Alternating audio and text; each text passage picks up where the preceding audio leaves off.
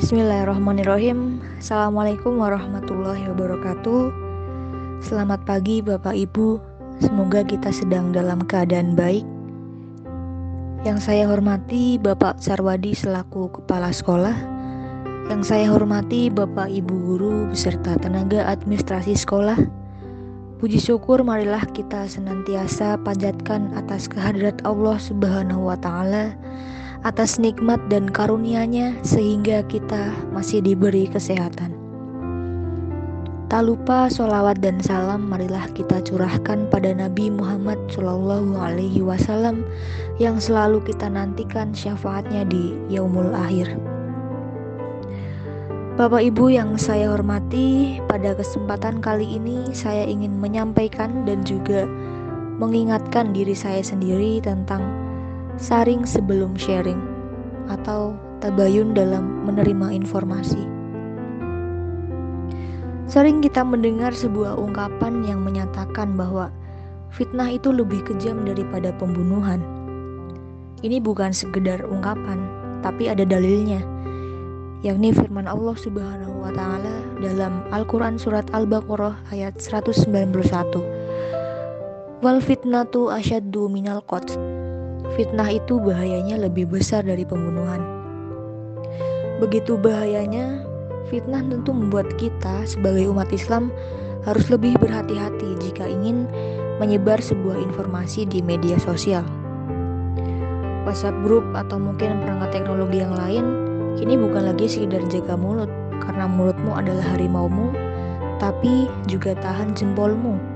Sebab jika kita sembrono bisa membahayakan kita. Di zaman teknologi modern seperti saat ini, tabayun bukan suatu perkara yang sulit. Kuncinya terletak pada kemauan kita sebagai umat Islam untuk melakukan cek dan recheck akan sebuah informasi. Dan perlu diingat bahwa tabayun adalah perintah Allah Subhanahu wa Ta'ala dalam Al-Quran di surat Al-Hujurat ayat 6, yang artinya, wahai orang-orang yang beriman, jika seseorang yang fasik datang kepadamu membawa suatu berita, maka telitilah kebenarannya, agar kamu tidak mencelakakan suatu kaum karena kebodohan atau kecerobohan, yang akhirnya kamu menyesali perbuatanmu itu. Dalam tafsir Al-Muhtasyar disebutkan melalui surat Al-Hujurat ayat 6, Allah Subhanahu wa Ta'ala memperingatkan orang-orang beriman dari kabar yang dibawa oleh orang fasik.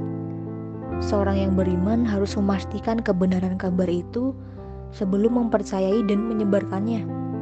Tujuannya agar kabar ini tidak menjerumuskan mereka ke dalam perbuatan zalim terhadap orang yang tidak bersalah, sehingga mereka menjadi menyesal karena sifat terburu-buru.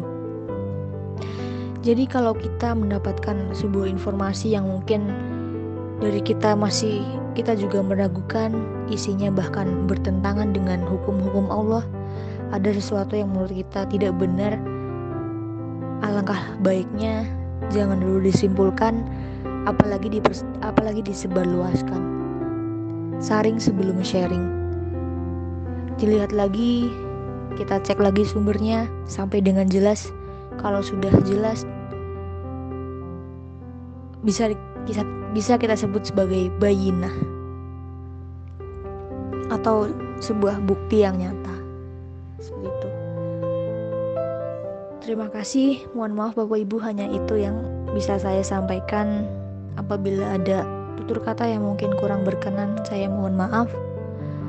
Wassalamualaikum warahmatullahi wabarakatuh.